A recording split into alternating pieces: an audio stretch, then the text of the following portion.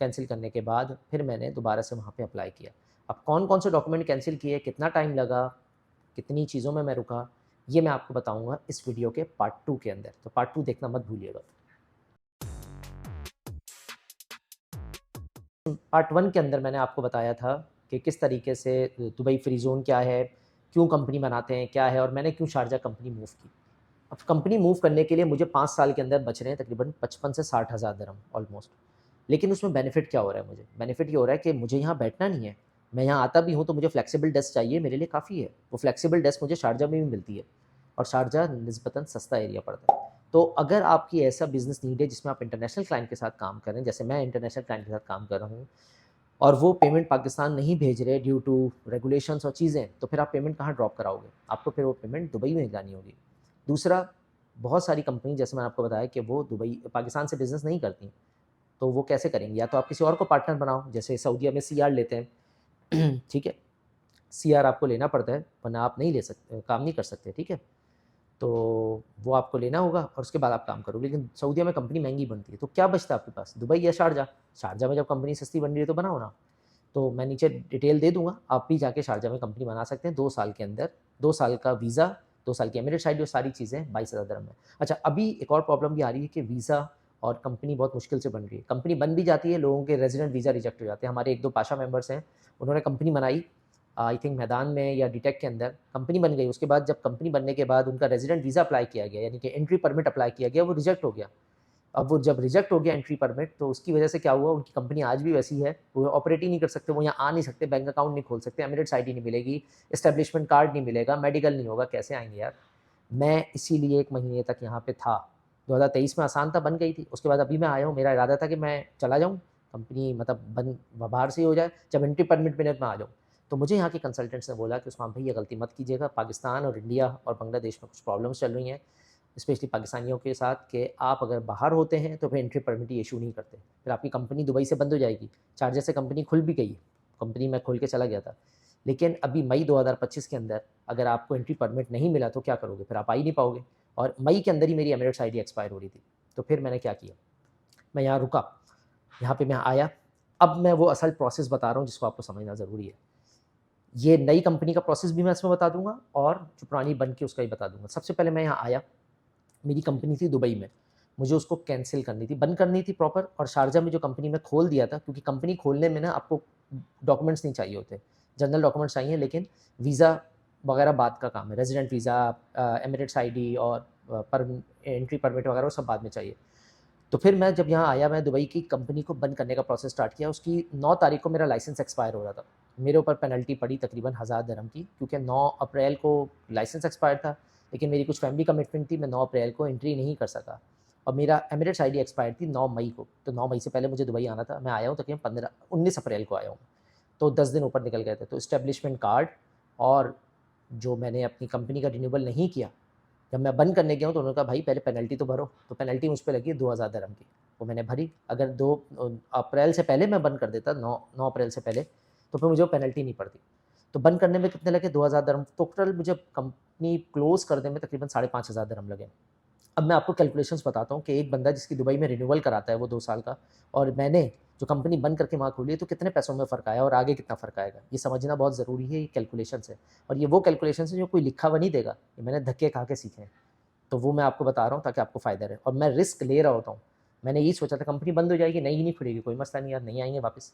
अल्लाह ने जो लिखा होगा वो होकर रहेगा, लेकिन आप आगे बढ़ाओ, आप स्टेप लोगे तो होगा। थोड़ी खौरी होगी लेकिन आगे के लिए आसानी है। तो मैंने यहाँ कंपनी बंद की, 5500 दिरहम मैंने अपने कंसल्टेंट को दिए। उन्होंने उसके अंदर मुझसे माँगा, ये 5500 दिरहम मैंने कंपनी बंद करने को फ़ाइन के लिए दिए।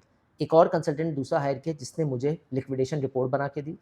टैक्स को डी-रजिस्टर किया दुबई का, कॉर्पोरेट टैक्स डी-रजिस्ट्रेशन डाली, जो टैक्स फ़ाइल करना था वो फ़ाइल किया उसने, और शारजा से जो कॉर्पोरेट टैक्स को रजिस्टर करना था वो किया।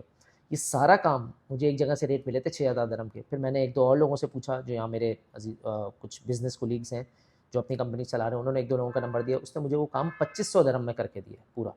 2500 दिरहम वो हो गए और 5300 दिरहम मैंने पुरानी कंपनी को दिया बंद करने के लिए, जिसके अंदर उनको लिक्विडेशन रिपोर्ट मैंने जिनसे बनवाई थी वो मैंने जमा कराई। उसके अगेंस्ट में कंपनी मेरा वीज़ा कैंसिल हुआ। मेरा वीज़ा कैंसिल हुआ तो मुझे वहाँ से वीज़ा कैंसिलेशन लेटर मिला। वो वीज़ा कैंसिलेशन लेटर लेकर मैंने फिर नई कंपनी को दिया शारजा में। वो वीज़ा कैंसिलेशन लेटर जब वहाँ जमा कराया मैंने, तो उसके अगेंस्ट में मेरा एंट्री परमिट निकला। एंट्री परमिट के बाद मैं मेडिकल करने गया, मेडिकल के बाद मेरा रेजिडेंट वीज़ा निकला, रेजिडेंट वीज़ा के बाद मेरी एमिरेट्स आईडी निकली, एंड देन वो प्रोसेस पूरा कंप्लीट हुआ। साथ में मुझे एक इंश्योरेंस भी लेनी पड़ी, जो कि तकरीबन 500 दिरहम की पड़ती है इंश्योरेंस। तो वो इंश्योरेंस भी मैंने यहाँ ली है, पूरे 2 साल की या शायद 1 साल की है, तो वो लेनी ज़रूरी होती है, अदरवाइज़ आप यहाँ लेके नहीं चल सकते। तो ये जब सारा काम मैंने करा लिया, सारे प्रोसेस हो गए, तो फिर अब अगला स्टेप क्या है? मेरी कंपनी बन चुकी थी वहाँ पे, कंपनी के जो डॉक्यूमेंट्स वगैरह थे वो सब उन्हीं वही लोग करते हैं। आपने सिर्फ़ अपना, अगर नया है तो वो डायरेक्ट एंट्री परमिट देगा शारजा आपको, और अगर डायरेक्ट नहीं है तो पूरे यूएई का एक ही एमिरेट्स आईडी होती है। तो जब तक आप वीज़ा कैंसिलेशन दुबई से नहीं डालोगे, आपको शारजा वाले वो एंट्री परमिट नहीं देंगे। तो मैंने वीज़ा कैंसिलेशन डाला, आईसीपी जो इनकी ऐप है, यूएई पास और आईसीपी, उसके अंदर आ गया कि भाई मेरा वीज़ा कैंसिल हो गया, और मेरा एक्सपायरी भी आ रही थी पुरानी। फिर मेरा रेजिडेंट वीज़ा उसमें नज़र आया, उसके बाद आज तकरीबन 5 दिन के बाद मुझे एमिरेट्स आईडी नज़र आई उसके अंदर, और आज ही मतलब कल नज़र आई थी, और आज सुबह मुझे उसने डिलीवर भी कर दिया physical Emirates ID. Emirates ID का फ़िज़िकल होना ज़रूरी है, अगर आपकी ऐप में है तो वो काम तो कर जाएगा, लेकिन बैंक अकाउंट खोलना, फिर आपकी जो मोबाइल ऐप है, सिम आप इस्तेमाल करते हो, उसके अंदर आपको एंट्री करनी है, वो फ़िज़िकल हाथ में दिखाकर उसकी तस्वीर लेनी होती है। फिर बैंक अकाउंट्स हैं, फिर आपका अगर मर्चेंट है, फिर उसके अलावा आपके जो और यहाँ पे चीज़ें चल रही हैं, उसके अंदर सब में एमिरेट्स आईडी को बारी-बारी अपडेट करना पड़ता है, और वो यूएई पास के साथ लिंक होता है।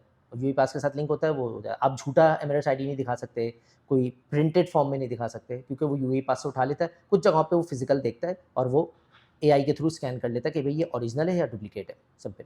तो ये सारे काम आपने उसी तरह करने हैं। तो अभी मैं इस वीडियो को अगर कंक्लूड करूँ, तो मैंने वहाँ कैंसिलेशन डाली, लिक्विडेशन रिपोर्ट एक कंपनी से बनवाई मैंने, एक लॉयर से, यहाँ से कंसल्टेंट से।